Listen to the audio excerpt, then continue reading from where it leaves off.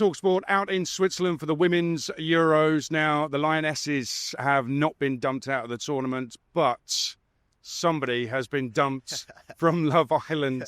We are privileged to be joined by Giorgio Russo, brother of Alessia, the England striker, who has just been in the villa. You got dumped out of it. How are you feeling? Yeah, got dumped out. Wasn't great, but feeling good. Glad that I went out the way that I did. It was, I think, the best way for me to go out. There was no romantic connection in there for me. So, yeah, time was over. I have no experience of this. What's it like being labelled a bombshell? So you've basically got to go in and have a bit of impact on the villa. If they're in a couple, you've got to kind of maybe try and disrupt them. If they're single, then it's open arms to go and maybe pull them for a chat and and have a conversation about romantic connection potentially. But yeah, it was good. Well, we pulled you for a chat, yeah. And hopefully we'll have a good one about the football very shortly. Yeah. But one thing I did spot on Love Island was the fact that you were kind of naked, oiled up, dressed as a waiter, drizzling melted chocolate down yourself. Have you got any regrets? Yeah, no regrets at all. That was probably one of my favourite days. That going into it, the heart rate challenge was my biggest fear. I was thinking, oh wow, how am I going to do this? But everyone just said, throw yourself into it. It's a once in a lifetime thing. And luckily, the team gave me the prop of a chocolate, melted chocolate. So yeah, it worked out really well for me. And just remind us of the heart rate you got going. Was it good or? Yeah, it was good. I think I got some of them more scared as opposed to their heart rates raised because they didn't want to be covered in chocolate. But yeah, it was good. They really saved me with the chocolate because my dancing is stiff as. So the chocolate really helped. I've got to say, I think Yaz would be impressed with your posture. Yeah. I think I don't know. I've actually taken tips from her since. I'm now like really concentrating on my posture. She's almost AI the way that her posture is perfect 24/7. So you say no connection, but I mean, you obviously spoke to some of the girls in there. How was that? I mean, why was there no connection? I just think for me, when I've been in situations where I've had a strong romantic connection in the past, when you know, and I just think I never really had that real spark to actually start a romantic connection. There was a few things that were missing, family values and stuff like that I sort of look for in a potential girlfriend and that. So I think the thought that was in my head is, would I bring them home to my family? And for my time in the villa, I just didn't find that. Yeah, what people might not know is that away from the football pitch, away from the cameras, the Russo family is very, very strong, isn't it? And actually, when you said, I think when you did one of the after shows, you said that you genuinely went in there looking for love. Yeah. I mean, you must be the first contestant ever to go in there genuinely looking for love. But a lot of people would have watched that and thought, nah, I'm not having that at all. So is that absolutely true? Yeah, like I genuinely went in there trying to find someone or the potential to find someone, and ultimately it came up short. But I think you can kind of surprise yourself. You go in with that mindset knowing that you're going on a national television programme and hope that it does come. But it's few and far between where they potentially do come into like long-term relationships that last outside the villa. But I think going in with that sort of mindset was going in with the right one as opposed to going in and playing a game. I think when you pretend to be someone you're not and you play a game, you get found out. I picked up from the show as well that you've been single for 8 years. Yeah. Now, I find this hard to believe. Now, I have got a bit of advice, okay, because this is from a man who's not been single for 8 years since he was 8 years old. Okay, so the advice is less high rocks and more socialising, okay? Okay, good, yeah. Because anybody who follows your Insta, and that's quite a few people now, will know that you are the high rocks king. You're fit as. So, thank you. Yeah, maybe a bit less of that. When you're out of breath from high rocks, you can't chat. Yeah, that's a good point. I think the fitness side of things is actually maybe the high rocks vibe now is probably a good place to find women now as well, apparently. So the vibe that I've got from going to the events, it's crazy, and then everyone celebrates after the activity. But yeah, I think being single for 8 years has taught me a lot of things, and the journey of being single continues because Love Island didn't find me a match. No, it's still there. It's still available. Yes. Slide into the DMs, something like that. I must admit, looking at your Instagram and looking at your high rocks training, I thought, I can look like that. And then I looked at the training schedule. I thought, nah, it's too late. It's all gone. But you never know. Yeah. No, you never know. High rocks is for everyone. So if you ever fancy coming down for a session, then we can throw it down, get on an erg, and see how you hold up. We mentioned your family. I've got to tell you this Yeah. story because at the England 4 Netherlands 0 game here in Zurich, I just finished covering the game. We'd finished our broadcast, and I was wandering through the crowds, and I got this tap on the shoulder, and it's your dad, Mario. Yeah, yeah. Okay? And I'm thinking, Leslie's just been named player of the match by UEFA. She was sensational again. And the first thing he says to me is, I've got to tell you this, Adrian. Giorgio wasn't doing anything in bed when the lights went out. He said, I got a message to us. He wasn't. I want people to know he wasn't doing anything. So were you doing bits or not? Absolutely not. That was the biggest thing for me, is doing absolutely nothing more than a little kiss on national television. I could never live with anything more than that. I think that obviously the family and my own values are very somewhat private, although it's very public as well. So I think what obviously happens in the bedroom stays in the bedroom, not on national television. I love the fact that your dad was so keen to get that out there. You know, the principles and everything. Yeah. Priority. I was like, yeah, but what about Alessia? She played really well. And we eventually talked about that. Yeah. So did you keep up with the results or not? No, in the villa you're in a complete bubble. You completely shut off from outside world. You don't even know the time of the day. So there was not a chance that they were ever going to tell me the result. But as soon as I came out and was able to catch up on things, I got up on the results and yeah, I was very impressed that they've made it obviously to the quarters and jumped on a plane as quick as I could. Just back to the villa. You are a gent, and you ended up being like a kind of a big brother to some of them. Some of the guys in there, and boy, did they need advice. It was a bit of a horror show at times, wasn't it? The ungentlemanly behaviours.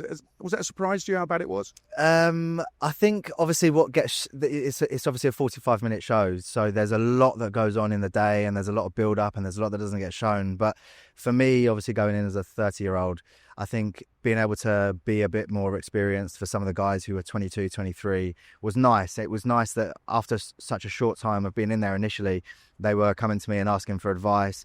And even Harry, for example, like he's the same age as me, but was still asking me for a bit of a different opinion on things, which was nice. I kind of took that big brother supportive role, which was nice, and felt good that they came to me with some trust. I think some of the ways that some of the boys have gone around things in the villa isn't how I would do it, but I got on with all of them really well. You mentioned Harry, and I got a text. It was somebody told me, if you're interviewing Giorgio, you've got to mention this.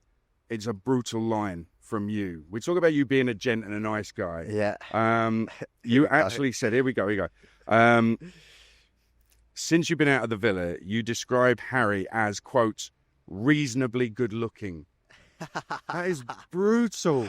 How's he going to feel about that? I think you can appreciate a good look. I mean, I'm not going to say he's the most I'm not going to say he's the most handsome guy in the world, but you killed him there. But yeah, he is a good looking lad, and as are most of the other guys in there. So there's a reason they're on ITV and national television. So, well, I've asked you if you're keeping up with the football. Are you keeping up with the villa, because Ty and Shakira they got brutal. They've dumped Tommy and Lucy out of Villa. Was that a bit of a surprise? It was a big surprise. Yeah, I came out thinking that Tommy was gonna do really well. I think the alleged voice note that Lucy had sent maybe played a part in that. But yeah, I'm selfishly glad that Tommy's out now, because that means I can meet up with him for a beer. He was like my little brother in there. That's nice. That will be nice. Who's going to win it? I think Shakira and Connor potentially stand a good chance, but then I also think there could be a wild card for either Dejon and Meg or for Harry and Helena. I think if they manage to keep things plain sailing for the next 2 weeks, then they could definitely be in the final. There's still some drama going to happen, isn't there? Oh, 100%. Yeah, you can't predict what it's going to be. No, I wish I couldn't predict what was going to happen the next day when I was in there, let alone now I'm outside for 2 weeks. Yeah, I didn't know. It changes every day, and it changes from the day to the evening. It's just constantly evolving. So it's a great show to be involved in, and I'm glad that I was able to be there. Well, you enjoyed it, yeah? Oh, I loved every second of it. Yeah. Superb. A lot of people said that you were happy to be leaving the villa so that you could get here and catch your sister in the Euros. Is that how it was in your mind? Yeah, do you know, I saw that news story. It's completely true. Apparently I asked to leave, so it's completely untrue. I did not ask to leave. I wanted to stay in. I wanted to find a connection, but for me, I was in there for 3 weeks and didn't find a connection at all. So did feel like I was sort of getting lucky with my time. And yeah, ultimately didn't find a connection in Casa Amor, so I ended up leaving.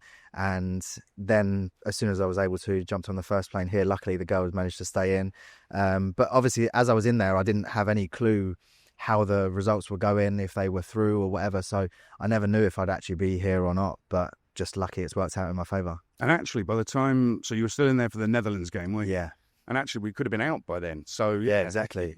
Yeah, imagine that you'd have got out and I know it was all over. Yeah, God, that would have been a nightmare. I'd have really regretted not trying to play a bit more of a game, I guess, when I was in there. But it's all worked out in my favour, and here we are, ready for the big game tonight. Indeed, yeah, and it is a huge game tonight. We'll get on to that in a second. When they told you the results, though, what did you think? So you must have heard we got beaten by France. Yeah, absolutely did the Netherlands. Yeah. What were you thinking at that point?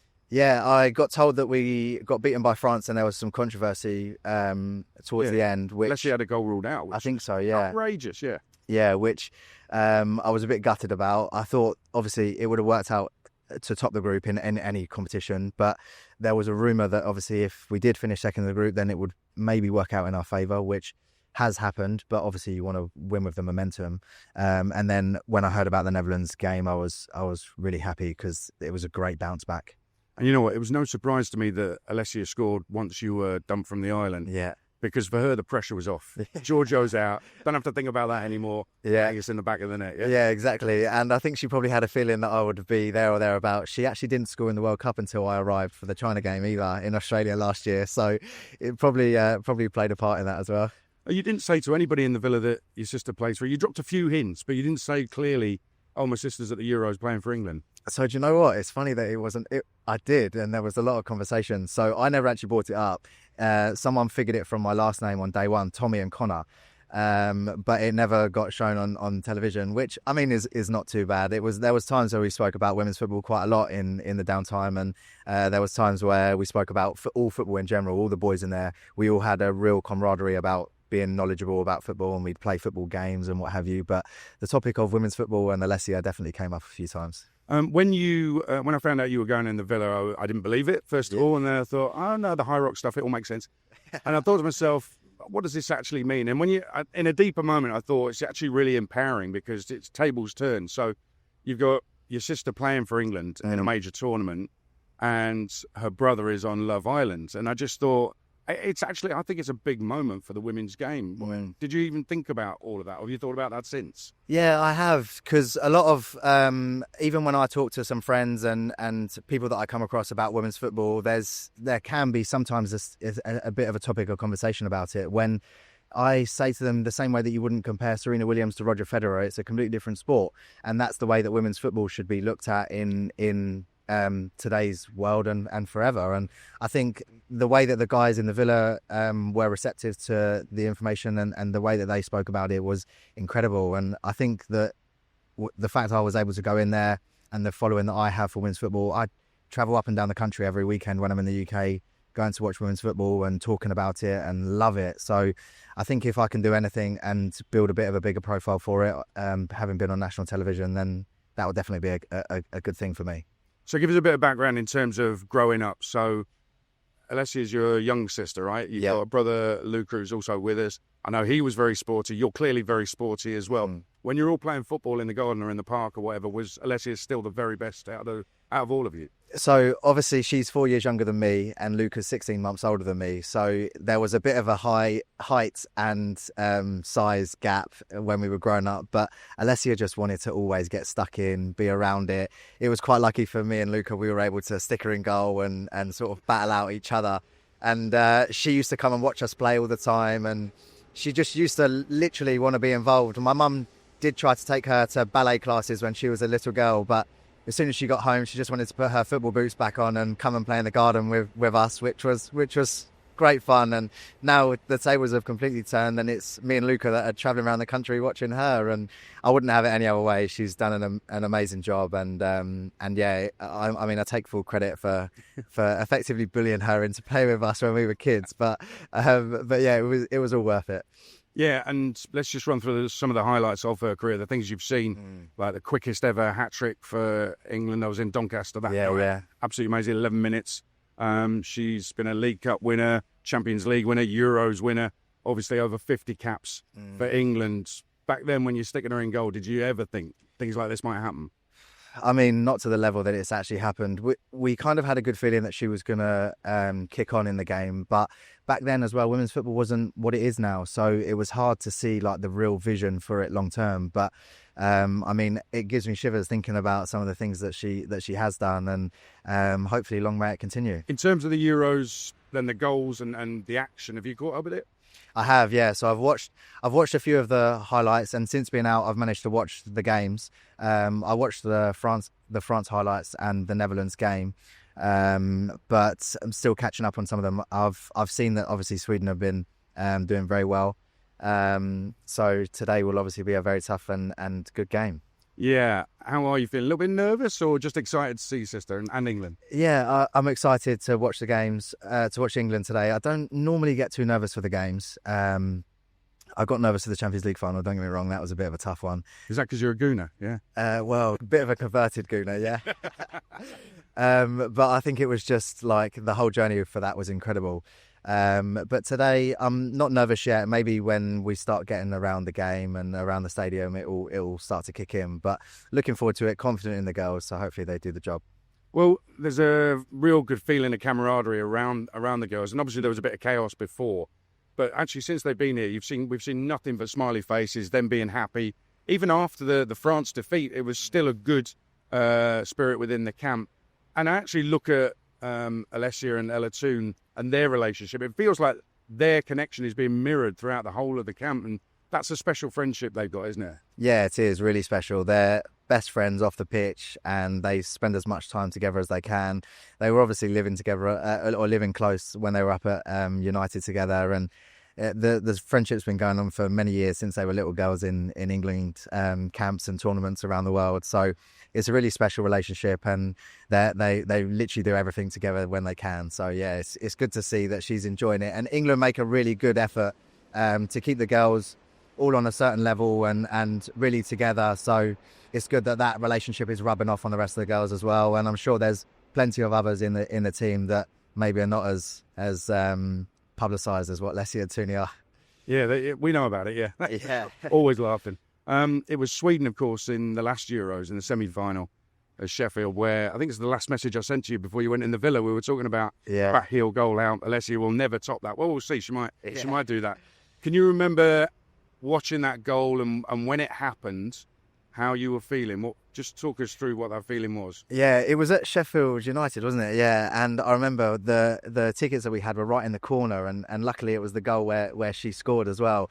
And I just remember the build up to it where Fran played her through, and she went to shoot and hit it straight at the goalkeeper, and we were like, what? And then pulled off the amazing backheel, which I think we were just completely shocked by. It was one of those moments where you don't really know sort of what to do, what's just happened, and just really, really enjoyed the moment with the family. And then after the game, we were sure to remind her that she probably should have scored the first one, but great goal. But that added to the whole feeling, because I was there in the stadium, and it's one of the most amazing reactions to a goal I think I've ever seen. But it was probably because she just missed a sitter, and we were all shoulders down. Oh no! Yeah. That would have made it 3-0, and that means you're definitely in the final.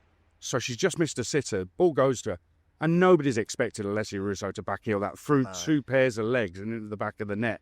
So it was a feeling from dejection to elation in a split second, but also totally unexpected what she did. Yeah, completely unexpected. I don't even think she was too sure what she was going to do when she had her back to the goal, and then just managed to find the net in quite a spectacular fashion.